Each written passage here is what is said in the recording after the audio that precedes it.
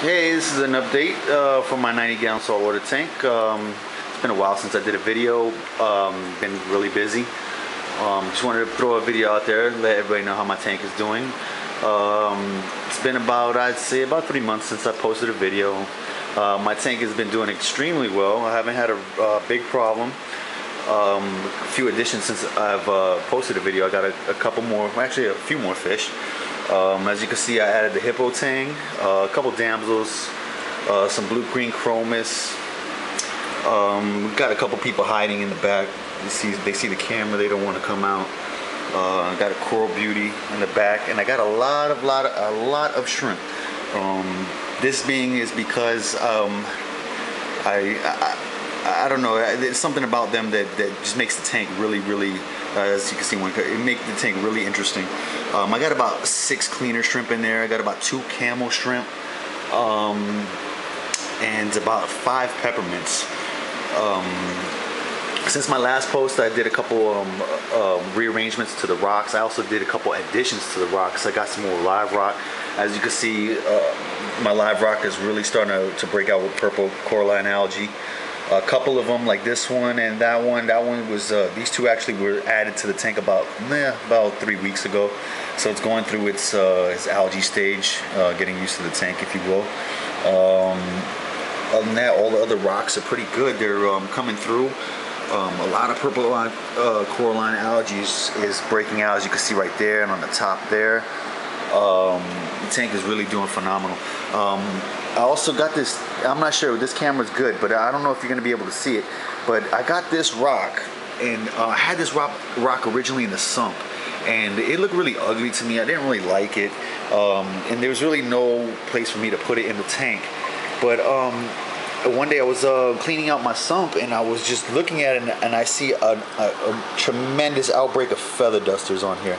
So what I did was, so you can see one right there on the top, and let's see if I can put it. This is the biggest feather duster I got in here. Let's see if I can zoom in there. It's a little too close. I don't know if you can see it. It's like right there. It's that white thing.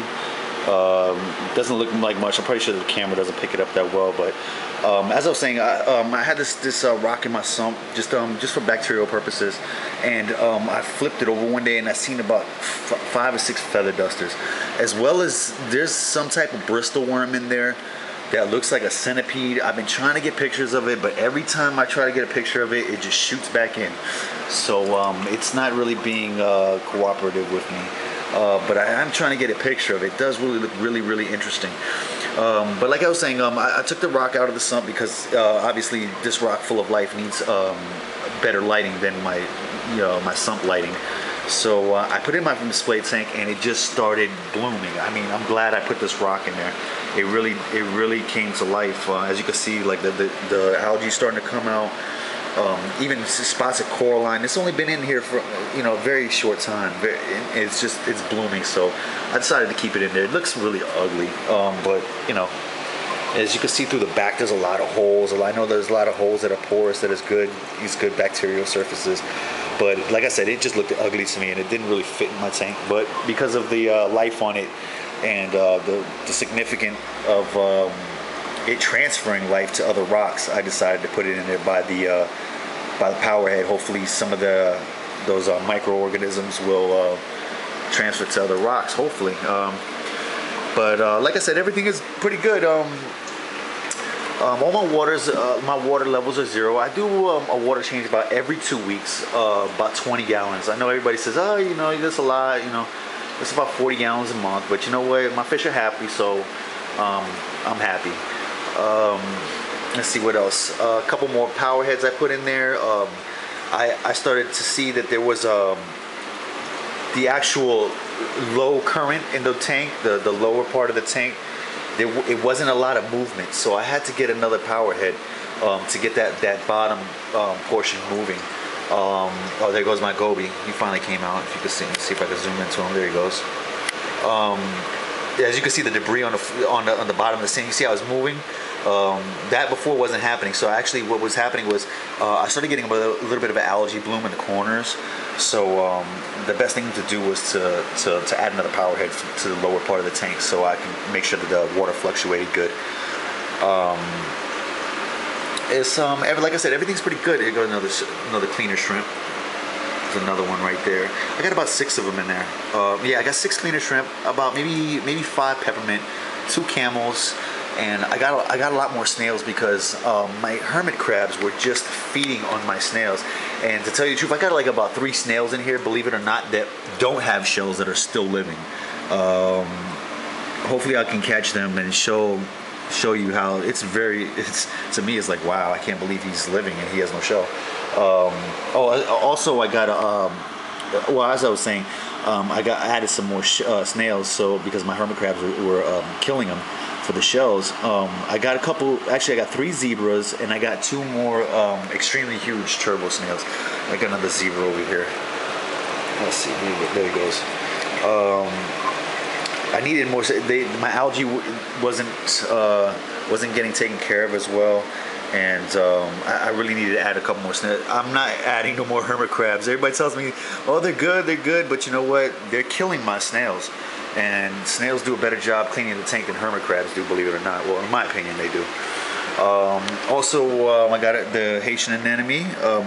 He looks a little discolored right now because he just finished taking he just relieved himself. But as you can see, he's a little coming out. It's a Atlantic Haitian anemone with a pink tip. And I got the Condi in the back. I don't know if yeah, there you go. You can see it. He's trying to pop out. You can see his tentacles coming out there. I don't know. For some reason, he likes the back current of the tank, and I'd rather him somewhere where he's happy than somewhere where he's not. So I just leave him where he goes, even though it doesn't look too good in my tank. But hey, you got to live there. I don't. But yeah, that's pretty much it. Like I said, the purple core line is really coming out, as you can see. I really don't add additives like Purple Up or anything like that, even though people say it'll work and it'll help me. But chemicals in a tank is not very good. It can do good, but it's just not natural, and it's not what in the wild. It's not you just don't go in the ocean and dump a bottle of purple to see the rocks. It happens naturally. So as you can see, it's happening naturally. It's taking a little bit of time, but I'd rather it do it on itself than me help it out and mess up my tank chemically. Chemicals in a tank just don't do good unless it's cycle. But like I said, everything is good. Just want to update you guys, see how my tank is doing. I believe it's maybe my tank is maybe about 8 months now, if I'm not mistaken. I gotta know early November. So see, it's about 8 months, maybe 9 now. I'm not sure. But it's doing pretty good. A lot of purple line. You can see it's really breaking out on my power heads. I really wanted to take a couple out because of my anemones. Sometimes they tend to get a little too close, and it gets me a little nervous. But at the same time, I need that power head in there, and it's not just for one; it's for them all. Last thing I need is a nitrate problem. Speaking of nitrate problems, let me turn on my sump. Oh, actually, it's on a timer, so I gotta turn off the top. I added a couple of additions to my sump as well. I got about 20 of these mangroves plants. They're doing really good. I had them for about 3 weeks now, and my nitrates have dropped dramatically. I haven't done a water change since I've added them, but my ppms were at 20, and I tested it yesterday, and it actually dropped to 10. So either these plants were really starved during the shipping, or they're just very good. So I hope kind of a partial of the both. Also, I put a power head into the sump for better circulation of water. As you can see on the back of the sump right there, you can see like a little bit right there. There's a little bit of algae buildup. That's because about a week ago, like I looked at my sump and I was like, damn, I got a lot of buildup. And a friend of mine was saying, well, you should add a power head in there, to fluctuate that water a little bit more. and I did, and it's really actually it's starting to clean up the bottom. The plants are starting to eat up all that garbage that gets caught in the bottom. So it's pretty much doing a really good job. As well, I have this on a timer as well. When the sump is on, this goes off, and when my display is on and the sump is off, my power head goes on. So it's kind of like works together. I don't want to create too much heat in my tank because, as you know, as water evaporates, and the more heat you have in the tank, the more water is going to evaporate. The more top-off water you have to add. So I have it kind of fluctuating through times. But all in all, it's doing a lot better. Oh, as well, I did add since I put that that rock in the main display, I had to go out and buy some live rock. I got a refugium rock. It was like maybe $2 a pound, so I bought like 20 pounds of it just to replace the rocks that were actually my biological of my sump. Just for that extra, So it's doing pretty good. Those rocks are pretty good. It's got a lot of coralline on those rocks as well, but I'd rather just have those little pieces in there for the biological. Also, let's see. My UV sterilizer. I had this other UV sterilizer. It was pretty big. I had it actually under in the back of the sump over here.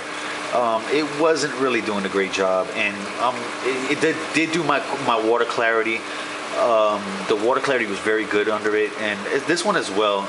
This one, like I said, I fluctuate through timer, so when the sump light is on, my UV goes off, and when my display is on, when my display is on, my UV goes on, and when my sump is off, my UV goes off.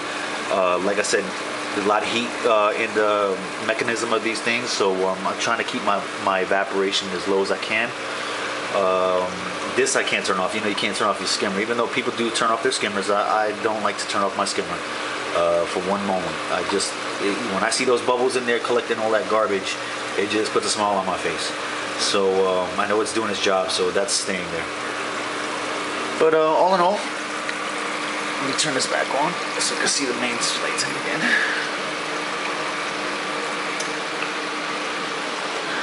Okay. See, all the shrimps came out as soon as my lights came off. Like I said, all in all, everything's doing good. I guess this is like my 8th month. Doing very good. Oh, just tripped over something. Thanks for watching, guys.